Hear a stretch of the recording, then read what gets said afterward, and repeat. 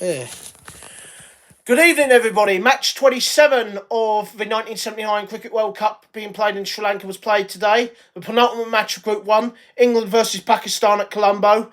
If England won this, it would guarantee them top spot in Group 1 and a quarter-final tie with Ireland in the first quarter-final. This is the outcome of what was an astonishing game of cricket. That is the final scorecard. It was just extraordinary. England won the toss on a slow, normal pitch and elected to bat. Now, considering teams have elected to bowl first on these pitches, which have been slow, people felt that it was a mistake. Even the Pakistan captain Asif Iqbal said he wasn't too disappointed in bowling, and they produced a wonderful effort. 165 for 9 from 50 overs as England struggled throughout the entire innings. Not for Mike Brearley. He had an absolute nightmare with the ball. 18 for Geoffrey Boycott. 1 for the desperately out of form Derek Randall. 33 for Graham Gooch. 27 for David Gower. 22 for Ian Botham. 2 for Phil Edmonds. 2 for Chris Old. And 1 not out for Mike Hendrick. I mean, they were 118 for 8 at one stage, and you're thinking they're going to get bowled out for 130 here, England. But in the end, a crucial 9th wicket partnership of 43 between Bob Willis and wicketkeeper Bob Taylor got them up to 165 for 9. That 43-run partnership was crucial in the end. 17 for Bob Taylor and 48 deliveries for Bob Willis. First time he's had to bat in the tournament. The Pakistan bowlers, absolutely awesome. No Shahbaz Nawaz. Obviously, he's obviously got a side strain. He's obviously carrying injuries as well, and he can't play 2 matches in a row. But again, Majid Khan 3 for 27, 9 wickets in the tournament, 2 for 37 for Asif Iqbal, 0 for 30 for Madassa Nazar. Brilliant bowling figures for Sukinder Biat, 3 for 32, and a first wicket in 2 matches for Imran Khan, 1 for 24. They all bowled terrifically. But have a look at this scorecard. They were 27 for 0 from about 8 overs, and then they lost in the most astonishing collapse ever in a one-day international. 6 wickets went down for only 6 runs in 12 balls as Ian Botham and Mike Hendrick went absolutely ballistic.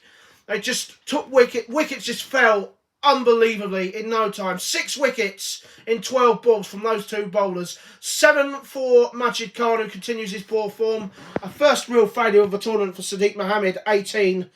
Madassa Nazar was promoted to number 3. He didn't score. 3 for Zahir Abbas, and ducks for the out of form Harun Rashid, and a duck for Javed Mindrad. And at 33 for 6, you're thinking Pakistan are going to get rolled over here. They came back into it. A brilliant 50 from the captain, who probably was a contender for man of the match. He hit 51 off 101 deliveries, Asif Iqbal. But once he was out, you felt that the game was up, but it still kept going on. 21 for Wasim Raja in his second appearance of the tournament. 20 not out for Imran Khan, who gave it his best shot. You felt that they had to get him out. In the end, it didn't really matter. Wasim Raja out for 7, made Wasim Bari, the wicketkeeper, made 17. Geoffrey Boycott came on with about 4 overs to go. He took that wicket. That was the partnership breaker. And even though Imran Khan was still undefeated, Sukinder Biat was the last man out for 2, as Mike Hendrick completed a man of the match performance. 49 overs. All out for 151 in 49 overs with an over to spare. Mike Hendrick, a man of the match performance, 9 overs, 4 for 15, leading wicket taker in the tournament now with 14 wickets in 5 matches, as you will see later on.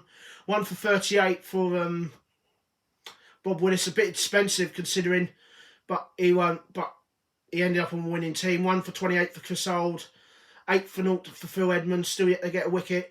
Ian Botham, his 4th consecutive 3-wicket haul, 12 wickets in just 5 matches, 3 for 38, including those 3 wickets for 5 runs in just 6 balls. 2 for 0 for Graham Gooch, and 1 for 12 for Jeffrey Boycott, the partnership breaker, getting that vital wicket of Wazimbari near the end.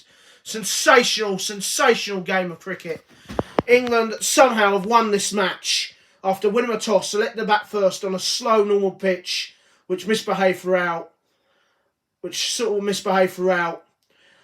They only made 165 for 9 from their 50 overs, and yet they still won. They bowled Pakistan out for 151 with 6 balls remaining. England winning by 14 runs in an absolute extraordinary thrilling encounter. Pakistan losing for the 4th time the last 2 World Cups in a close finish. There just seems to be something about Pakistan. When the game's close, they cannot get over the line. Man of the match, 4 for 15 off his 9 overs. Mike Hendrick, now the leading wicket taker with 14 wickets in this tournament. It does mean that England will play Ireland.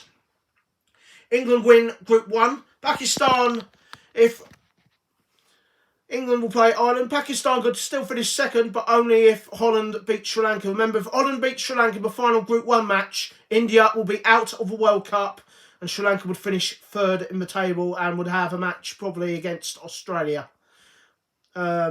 But Pakistan will be desperately unlucky. England still continuing their perfect record in World Cup group games. That's 10 out of 10 now for them in World Cup group games. For the 2nd time they've ended with a full 100% record. And as you can see, England will play Ireland in the first quarter-final. So we know the first quarter-final. Tomorrow's match, New Zealand versus West Indies. West Indies looking to cement their place at the top of Group 1 and set up a quarter-final against either India or Holland. New Zealand have played pretty well the last couple of games against the likes of the Rebel South African 11 and the Irish. They'll be looking to keep up their good form and look to condemn West Indies to their first ever defeat in World Cup cricket. West Indies are on, at the moment, a 12-match winning streak. 12 wins out of 12 in the tournament, so in World Cup cricket so far. But now let's have a look at the star players. Extraordinary game of cricket. Another game involving Pakistan, which has ended up in an absolute thriller. Twice they lost very close games 4 years ago, and it's happened again here. England's batting really has gone downhill. A duck for Mike Brady, 166 runs in 5 matches, an average 33. A little bit better than what I expected. Graham Gooch's average went up just a tad, but he's got 173 runs, an average of 34. He's got 7 more runs than Mike Brearley. 11 wickets in 5 matches for Chris Holder, an average of 12. He's now got an average with a bat as well. Bob Willis, 24 with a bat and 20 with a ball. 8 wickets in 5 matches. And Mike Hendrick, as you can see, now the leading wicket taker in the tournament. 14 wickets in 5 matches. He's only averaging 9. That is an extraordinary average. Now to go to the Pakistan star players. 275 runs at an average of 68 for Sadiq Mohammed, so his average has gone down even more, but he's still the leading run scorer in this competition so far. And Asif Iqbal, 2 more wickets, 10 wickets in 5 matches, an average of 17, and his second 50 of the tournament, averaging 41, 167 runs in 4 innings. Utter extraordinary performance from Asif Iqbal. He nearly won the match single-handedly there for Pakistan. So that is the 4th time that Pakistan have lost a close match. They lost with 2 balls remaining against the West Indies at the Oval by 1 wicket. They lost up in Manchester, I believe. Let's just double check. Sorry, I'm just going to double check something. Was it Manchester where they lost? Yeah, it was. Sorry.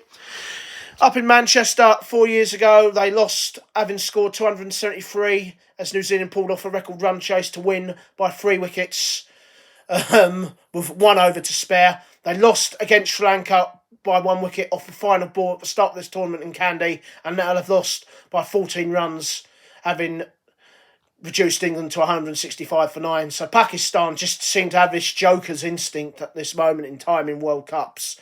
England will play Ireland in the first quarter-final. Tomorrow's match, New Zealand versus the West Indies. Can New Zealand end this West Indies' relentless run? They've won 10 out of 10 in World Cup cricket so far, looking to make it 11 out of 11 as they look to go through to the quarter-final with a full 100% record and set up a quarter-final either against India or Holland. Until then, this is me, Lawrence Howard, reporting on the 1979 Cricket World Cup being played here in Sri Lanka. It's bye-bye from me. Bye-bye.